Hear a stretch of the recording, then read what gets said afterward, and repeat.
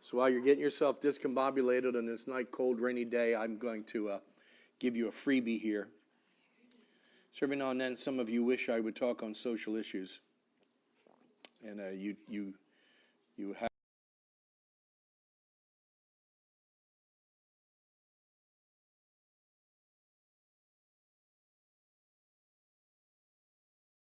hoping to model for you the biblical means of addressing such things. So the first social issue you all heard about, or you haven't, you would know that a well-known, otherwise reformed preacher recommended to a grandma that she, since her grandson knows of her opposition to his gayness, she recommended that it would be wrong and offensive to not attend his gay wedding, and you would lose an opportunity for witness. And so you go and you bring him a present. And when challenged by a number of other ministries, I read an editorial from the folks at Ligonier this morning. The guy doubled and tripled down on his defense of his opinion, and actually unjustly maligned. There's always bad actors in these things, you know, the fringe people, but he unjustly maligned and tarred everyone who was opposed to him. So the question is, what do you do about this? And the biblical answer is the nature of a wedding, even among pagans. It's one thing to observe that everyone has a right to marriage, provided it is, watch this, male and female, born that way, all right? Provided there are no other hindrances, you're not unjustly divorced, okay? So everyone has a right to marriage, and there's two different ways to get marriage. If you're a believer, you get married within the church. If you're a non-believer, you get married by the state. It's just that simple, right? Some want to argue with me about that, and that's fine. I don't mind. But marriage was given before the fall, and so it is a natural gift given to all human beings, and it is all required, even if you have an unbelieving position, or you have a pagan position, or you have an outlandishly raging, ridiculous position that goes against all, let's just say, even natural science, and say we're going to have a transgender male to female marry a female in what they consider a gay wedding. Consider that one for a minute. Let your head go, what? Okay? God's going to judge. God's going to judge the couple. God's going to judge the family that said, okay? God's going to judge the officiating minister, whether that is a minister of his gospel or a minister of his civil authorities, Romans 13, right? And God is going to judge. It's just that simple. And the other people he's going to judge are those who show up to witness the wedding and affirm that in their understanding, there is no need to speak now and forever hold my peace. That this wedding is fine to go forward. God is going to judge. There is no witnessing in that context. Make sense? The only witness is not merely to not go, but to do everything you can to witness to them about the wickedness of sin, in their case, particularly expressed in their sexual immorality. Okay? You don't sit there and witness to someone about the sin of dog racing, right? When I know I'm hitting close to home, all right? I do that on purpose. Maybe I could say it this way. You don't witness to someone about vandalizing Toomer's Corner out of football idolatry. There, that's a real close one, okay? Who doesn't actually care about football. You witness to a person based on their sinful expressions, but you bring it all the way back to the core problem of total depravity and consummate judgment before the Lord for every thought, word, and deed. And then you offer Jesus. Then you offer Jesus, who not only pays the penalty, but provides a new life that frees you from those things. That's what you witness. So don't go to the wedding, Grandma. Invite him over for dinner 2 weeks after the honeymoon, if we want to actually call that a honeymoon, right? And, have them be up in arms halfway through the meal. How dare you take advantage of us with your hospitality? It's only love. Here's a gift for you. Well, what's this? The wickedness of sexual immorality and the only hope of Jesus? What? I'm not going to read this. You might find it's a blessing for both of you. I give it with my love and some chocolate cake. Okay? That's witnessing in that context. All right? So I know many people in our culture don't like thinking about these things. Sorry. Well, should we make laws against those kind of marriages? Well, if the civil authority is going to be judged for failure to promote biblical marriage, then absolutely. Does that mean they have to have a profession of faith in order to be? No. Does that mean that pagans can marry each other? Yes. So I could marry a Hindu to a Buddhist. Yeah, as long as one's a man and one's a woman. Right? That's not a sin against God. Can I marry a second, an animist, to that Hindu husband who already has a Buddhist? No. Right? Yeah, do you see what I'm saying? All right, pass laws. Agree. Make those laws solid and secure. Make them reflective of God's judgment on pagan nations, not God's judgment on the church, which is a different standard. It's a higher standard. It's a fuller standard. All right, so now I'm going to attach this to a second one for you to consider. So tell me, what's worse? Deciding you are going to go to the ungodly, unjust marriage in order to earn witnessing opportunities, or deciding you're going to break the Sabbath in order to go to the Super Bowl party to earn witnessing opportunities?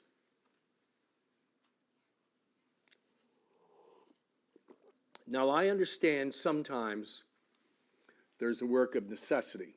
We one time had a rather conservative pastor, PCA pastor, come and do what I like to call our summer small group thing. And he came and spoke on like a Friday afternoon or something, Saturday afternoon, to our small group thing at someone's house who has a pool, right?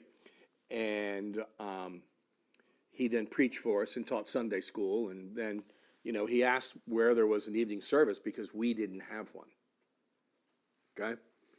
And so we went to Eastwood that evening. And we got done at, about 7 o'clock. And there's no place for dinner. No one is prepared in the church to offer him dinner. Not even us. All right? I talk about weak convictions about the Sabbath. All right? I'll own them. And I looked at the pastor because someone had said, well, let's go to Jason's Deli. And I looked at the pastor and I was like, and he looked at me, he says, well, as long as we consider the Sabbath according to the Jewish understanding, which means it ended at 6 p.m., I was just like, he just threw me under the bus. And I didn't pause for a minute and go, now this is a work of necessity. It's a necessity on his part. It's a repentance on my part. I put this father into a position where he had to look at the Sabbath and go, going out to a commercial situation. I know some of you are sitting there going, are you out of your mind? No, Jesus is. Just go ahead and ask me to show you just 4 or 5 passages where doing your own thing on the Sabbath without regard for the Sabbath, without regard, is, number one, evidence that you have more of the same desires that those who worship the kingdom of darkness than the kingdom of light, and therefore an implication that maybe you do not have the spirit of life and light to cause you to long for the eternal Sabbath that you're going to rejoice in for all eternity. And for those of you who are sitting here going, but I just get bored. Flesh is weak. That's understandable. But, the church around us, the church around us is a good example of people who are longing for the return of Jesus. Their children grow up and get married to each other, gay and transgender and everything else, and renounce Christianity altogether. It's a good example. Right? But it's witnessing. They're going to do it anyway. Jesus, he ate with tax collectors and sinners and prostitutes and everything. Oh, yeah. He went to the strip club with them, right? Come on. How far would we go to defend such things? Jesus came to convict us of our absolute unwillingness to long to live with God in the garden forever. The perpetual Sabbath. It's too boring. It's not exciting enough. It's not titillating enough. It doesn't fulfill our lustful desires enough. That's what he came to convict us of. And then he came to convince us that he'll pay for it and he'll give us a new life that realizes that there is something better. Don't misunderstand. I'm not talking about the weaknesses today. I just drank coffee and dribbled some on my pants, and now I'm frustrated. I look like more and more an old man. Don't get me wrong. It gets boring. No, don't misunderstand. I agree. Watching the little one take the first 7 steps in church on a Sunday morning is more interesting than me. Good job, Marigold. Okay? And at the same time, God makes it very clear that living with him for all eternity is the best thing we could ever imagine. Jesus comes to convict us that when we see the angels that fly around God shouting, holy, holy, holy, holy is the Lord of hosts, for 24 hours a day, 7 days a week, and that's their job. And our response is, thank goodness I'm not an angel. There's something wrong with us.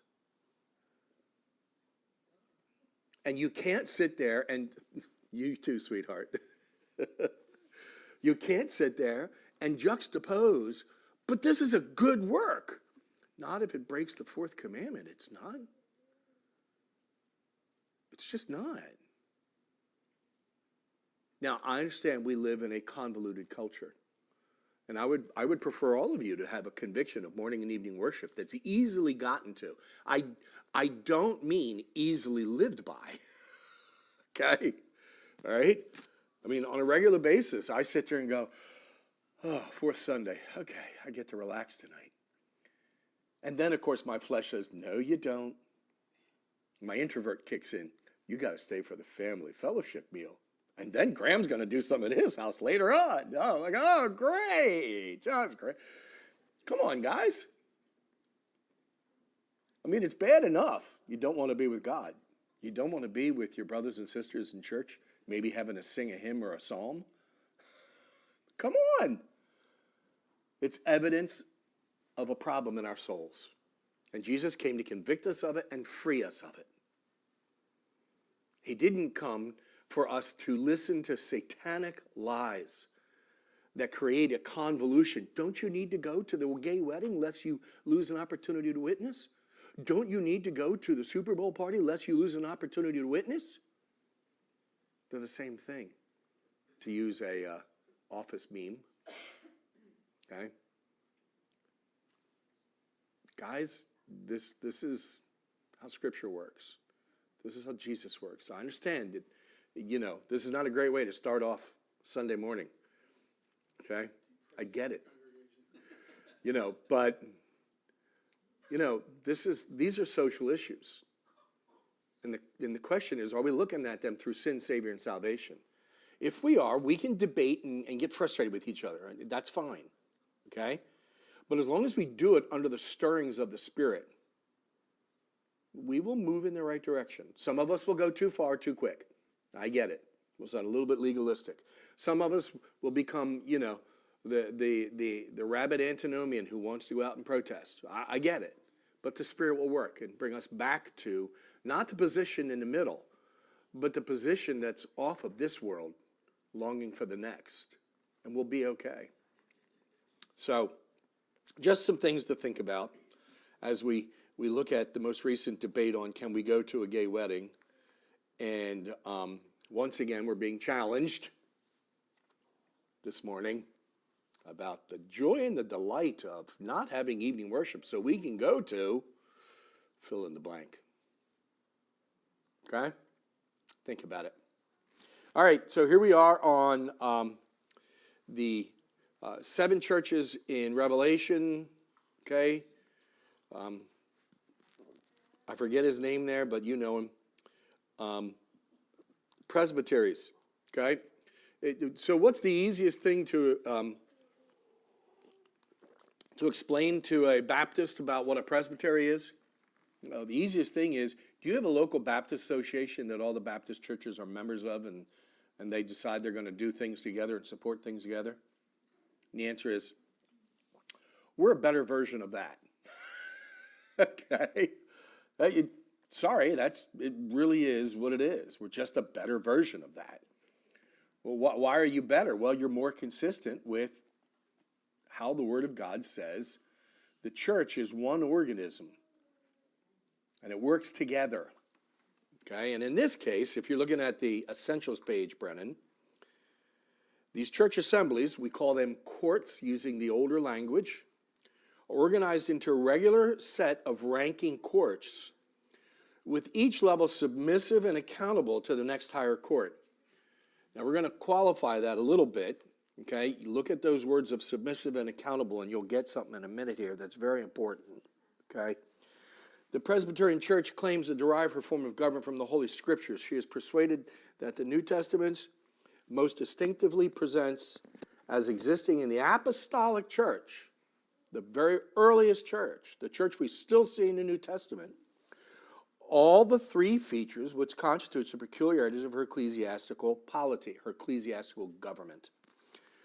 Namely, the parity of her elders, we went over that last time, the government of the church by her rule of elders, that was the one prior to this, and the attainment of unity and cooperation by courts of review and control.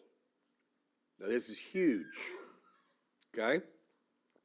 Review and control. Okay? Let's look at Doctrine of Church Government a little bit. Next page, Brennan. Book of Church Order. Very, very first thing we look at.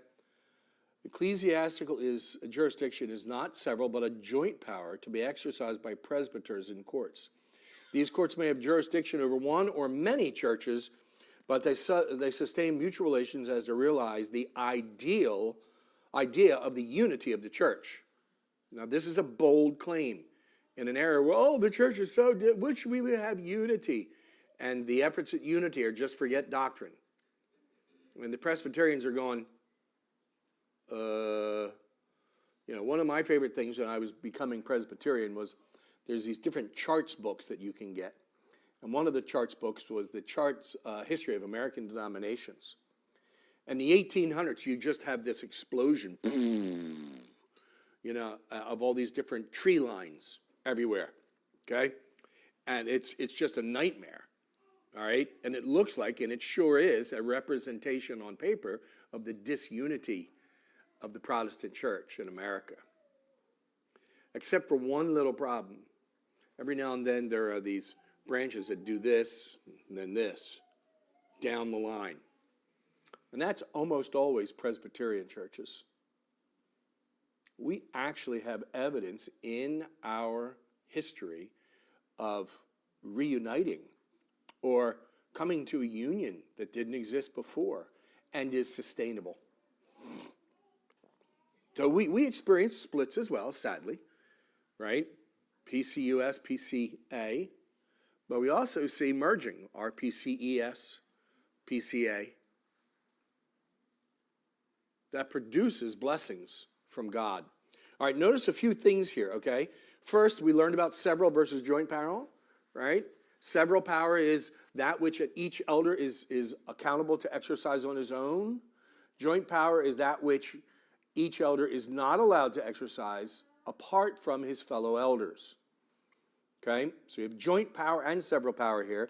And what they're observing is that Presbyterianism, when we talk about the presbytery, all right, the different courts of the church, these are all joint power situations.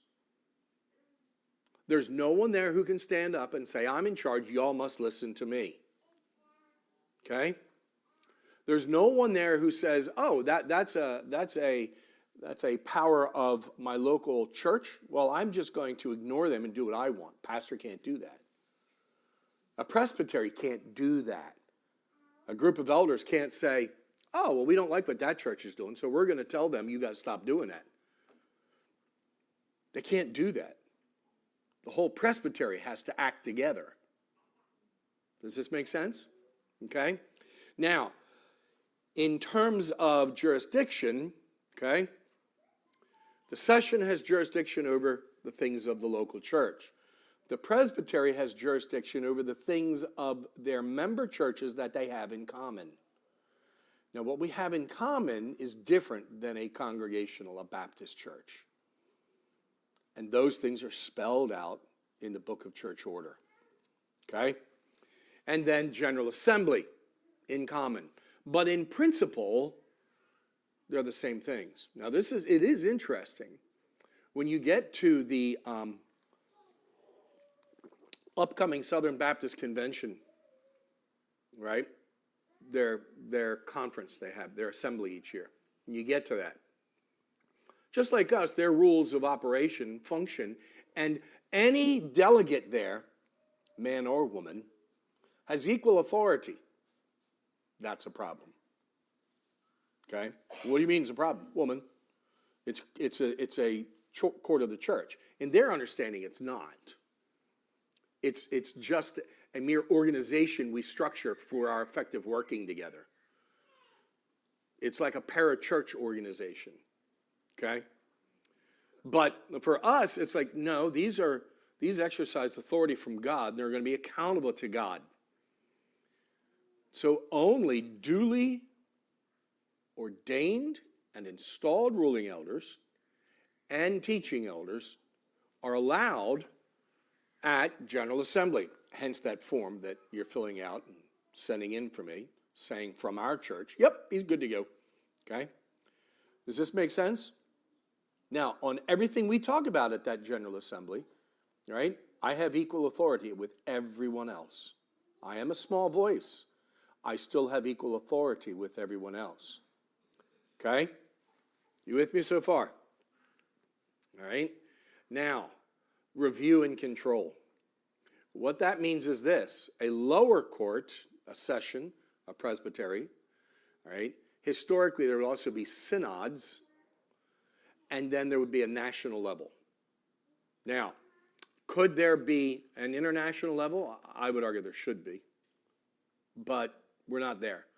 The PCA has arrived at a point where I would say we need synods now, which is, regional gathering.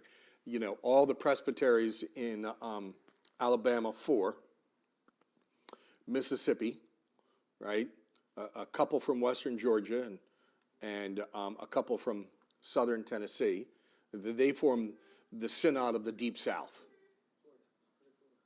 Well, Panhandle of Florida. We can throw in the one down there. Synod of the Deep South, right? I know, then we're leaving Florida out. I would say Florida should merge their presbytery with the rest of Georgia. Okay? And they'd have more than enough to do that. But you then have these regional things. Then they structure and da-da-da-da-da-da. And so what happens with review is this. Every year, our records of our session meetings, they have to happen at least once a quarter. Okay? Now, those records are then given to the presbytery. Presbytery reviews them, and they're checking for Two different things, form and substance. All right? We always have to start with a word of prayer. We always have to start with a reflection of Scripture. All right? We always have to note that a quorum was present and note who is present as a member of that quorum. It's preferable you also note visitors, but not required. Okay? And there's other certain things you need to make a mention of, or that you reviewed minutes and approved them from a prior meeting, or you didn't. You need to make a mention of other reports that you reviewed, or you didn't, if they're a part of the functioning of the issues that you as the elders of the local church are going through. And those things should be in an order. They should show, you watch this, actions, not anything else, actions. And then there should be an ending of the meeting, a declaration of the next meeting, and prayer to close. And then they must be signed by the clerk of the session. Now, those are all form. It's like your teacher hands you back your paper and you got 10% off because your grammar and your punctuation was all messed up. Okay? Okay? So there haven't been times, I've thought about it, but there haven't been times where I'm looking at a student's punctuation and grammar mistakes and it's so bad, I'm like, man, I wish I can give them 50% off. But, you limit it up front, right? Okay? And that's normal, right? Exceptions of substance are, you did something that's contrary to our understanding of how church government is supposed to work. It might be doctrine, it might be practice. You did something what we think is wrong. You've got a few options here, okay? You can appeal this and have a hearing and debate and whether or not you're fine and we're wrong for dinging you, right? Or you can own the error, okay? Acknowledge you own the error, and then fix the error, and then acknowledge in another set of minutes that you did this, okay? All right? That's review and control, right? Same thing happens for presbyteries at the General Assembly level. So last year at review of presbytery records, we dealt with an issue where a church had been dinged by their presbytery. They didn't fix it. Presbytery didn't do anything about it. And we're like, we don't have anything else we can do here. And so we invoked a rarely used clause in our responsibilities. And we said this needs to be investigated and dealt with by the General Assembly. And it passed. Our requirement that it be investigated and dealt with by the General Assembly. And it was with reference to a woman preaching. They didn't call it preaching, of course, at a regular constituted worship service. Another time, review of presbytery records, I think it was like 3 times in a row, we said, you presbytery are wrong. You're not allowed to do this thing you're doing. Presbytery wrote back 3 times, no, we're right, you're wrong. 3 times. And they wouldn't do anything else. They're just like, stuff it, you're wrong. And so then review of presbytery records are like, we don't have a choice. We have to ask General Assembly to ding them. So we asked General Assembly to ding them. Okay? General Assembly came back and said, no review of presbytery records, you're wrong. Okay. That's how review and control works. Does that make sense? It's not like it's this top down and you got to do what anyone above you says. It's we review what you did, we study it according to the same things we've agreed to live by, and then we may have our debate. The OPC has some very interesting stories I've watched over the years. All this to say, you can have some of the worst imaginable conundrums you've ever seen in your life, and God's glory come out of it. Provided presbyters pay attention to their joint responsibilities of review and control at the different courts. Same guys who are responsible at this session have equal responsibilities at the General Assembly if you choose to send them, and at Presbytery. Same guys.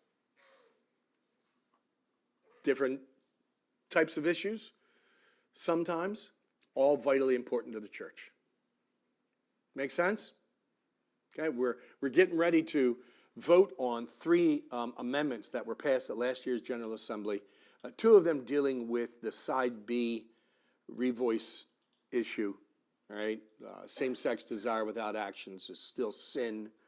Okay, thank you. And then, but the first one, which it took a while, but just this weekend it got over the hurdle.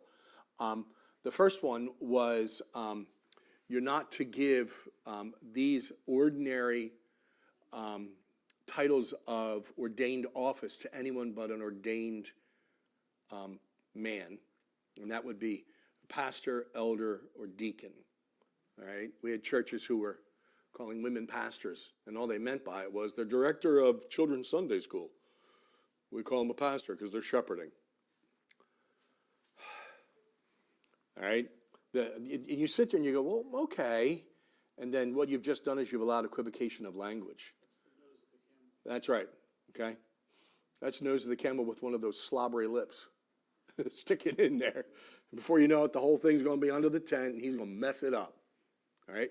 The reason they're called slippery slopes is because there is a lot of evidence of people sliding down those things and right into the pits of hell.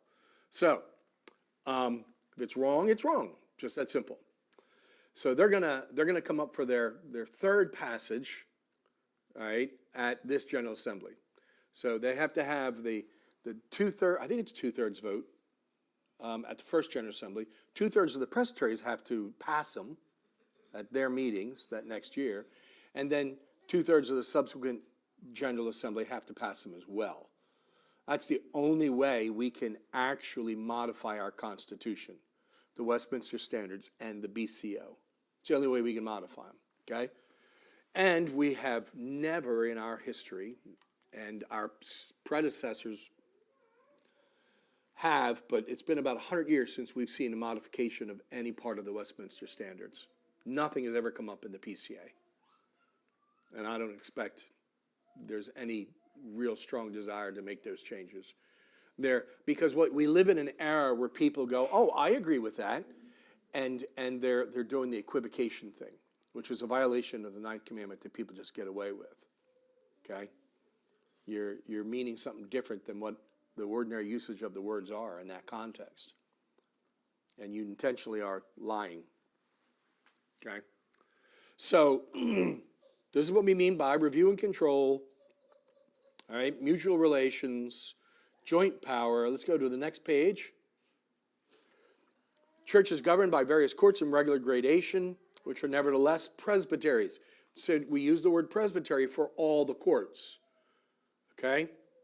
It's not just a specific label for that court above sessions. All right? These courts in the PCA are sessions, presbyteries, General Assembly. I've mentioned, okay, synods. All right? There is one example in church history from Reformed era where there was the beginnings of an expression of an international ecumenical meeting. The first 4 in the church's history, Nicene, okay, was the first one, are solid.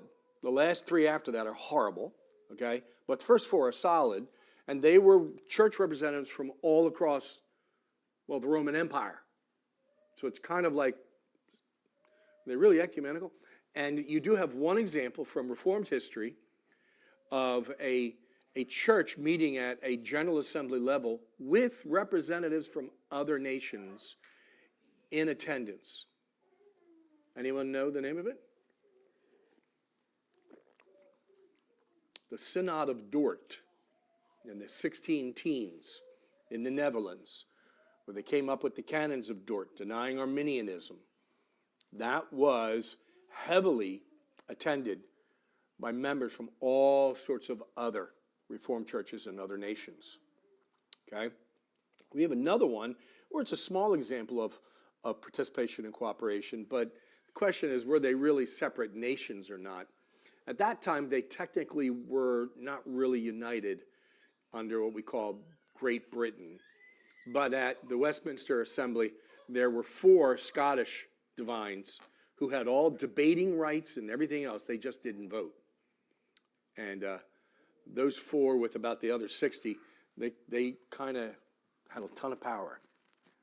All right, next page. Orderly and efficient dispatch of ecclesiastical business, necessary that the sphere of action of each court should be distinctly defined. And we've talked about this, right? Not really going to push this too much. Everyone get it? Okay. Next page. The jurisdiction is limited to the express provisions of the Constitution. You know, sometimes stupid automatic hyphening when you copy from one document to another, it's stupid. I don't know why they can't fix that. Every court has the right to resolve questions of doctrine and discipline seriously and reasonably proposed. We would say belief and practice, right? And in general, to maintain truth and righteousness, condemning erroneous opinions and practices which tend to injure the peace, purity, or progress of the church. Okay? Now, you affirm to study the peace and purity of your church. And what that means is not merely learn, but participate in the life of your local church. Okay? That's where unity comes from. Although each court exercises exclusive original jurisdiction over all the matters especially belonging to it, lower courts are subject to review and control of higher courts and regular gradations. These courts are not separate and independent, but they actually have a mutual relationship. Now, every act of jurisdiction is the act of the whole church performed by it through the appropriate organ. So now, is anyone familiar with the Federal Appeals Court structure? Okay. Pretty much there is, I forget what jurisdiction we're in, but, you know, if there's federal, charges of crime, then it comes to one of these courts, and they're now the original court of original jurisdiction. But if there's anything that someone says, I object, they can go the state route or they can go the federal route. They can get the Federal Appeals Court. And so we have an injunction against applying the no same-sex, no transgender garbage for adolescents. That law, we passed the first or second one in the nation like 4 or 3 years ago. It's had an injunction against it by a federal judge. So you can't apply it right now because there's been a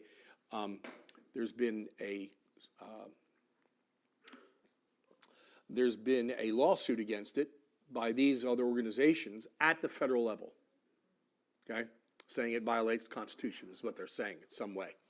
And so, Federal Appeals Court, and then it goes to that, and then there's another appeal process, and then it goes to that, and then it may get to the Supreme Court. Familiar with that? What? Oh, Linda, very good for you, girl, yes. Why are we talking about the feds? No. All I'm observing here is this, that this system was learned from Presbyterians. I'm not saying that they're well, once you're done with the Supreme Court, you can go to the General Assembly of the Peace. No, no. It's just the similarity. I mean, if you're listening to this along the way, all right, there's checks and balances involved.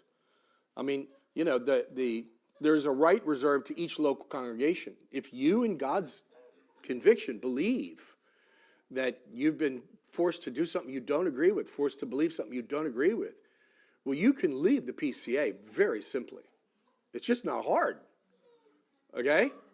I mean, Methodists find it harder to leave the United Methodist Church than PCA churches do the PCA. I'm serious on this. Well, why? Well, because that's an application of biblical doctrine. They're going to answer if they're wrong for leaving, but likewise, we're going to answer if we force them to stay. Does this make sense? Okay? So, each step along the way, you can say no. It's like that presbytery that kept saying no to the review of presbytery records. No. I mean, they were nice about it, but they were just so blunt. No, you're wrong. it was just like, what's wrong with you people? It was like, well, you're wrong. And the reality was in that one, missional-oriented guys were forcing an issue that was not a part of the original agreement in this one area. It was an application of it that they wanted, but it wasn't actually. All right, questions to consider here? Yeah, I'm going to finish them up real quick.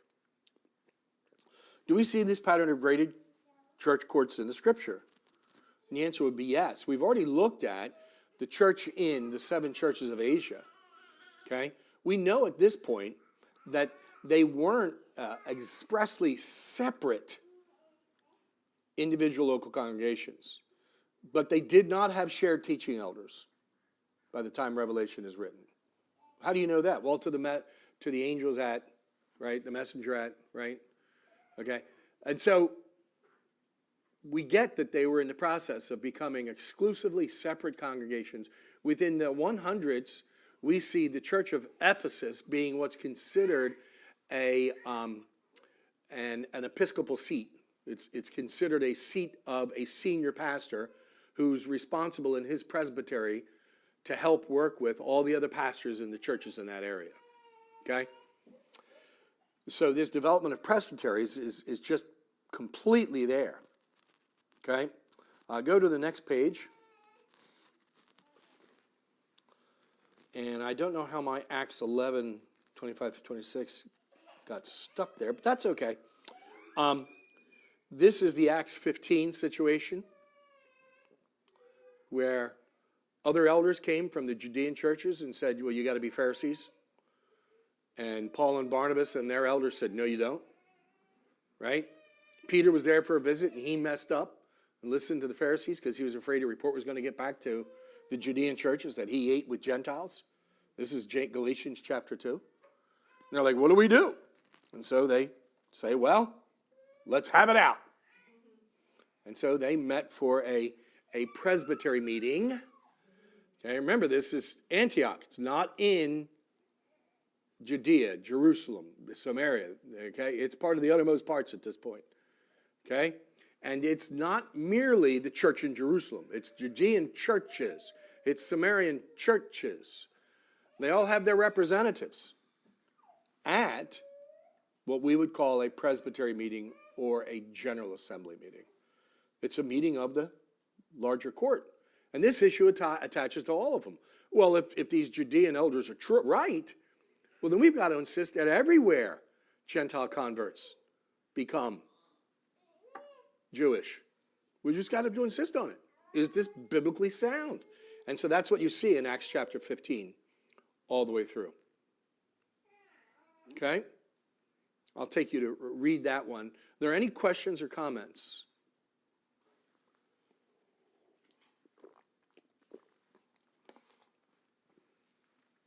Garrett? I've heard this expressed in different ways, but... Wait a minute, time out. All y'all who just made a face and are laughing, okay, all I can say is, good job. Garrett, we love you. Go, baby. So it's all session for Presbyterian, for General Assembly, are they also a church? The interesting thing is they are not a church. They are the church. Okay? A church normally is referring to a local congregation. Okay? The church, they are in their realm, and that's why at Presbytery we have a sermon and, worship service with a sermon and the Lord's Supper. Right? That's how we begin every one. That's why at General Assembly, they try and do worship, but it's rarely really simple. I'll just leave it at that. And that's why, because this is a gathering of the men of Jesus' church doing the church's business. Okay? So it's the church in that sense. Does that help? Okay. Other questions? Comments? We hear you, Beckett. Yeah. Okay. Brennan, you're going to go 2 screens, I think, until you see our friend Shaq. Okay. The face you make when the preacher doesn't sugarcoat things.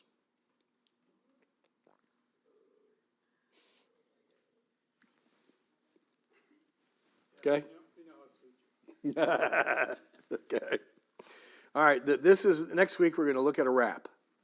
Okay. We're going to wrap everything up. Okay. And then we'll start our next Sunday school series after that. All right. Let's take a brief break. Come back together for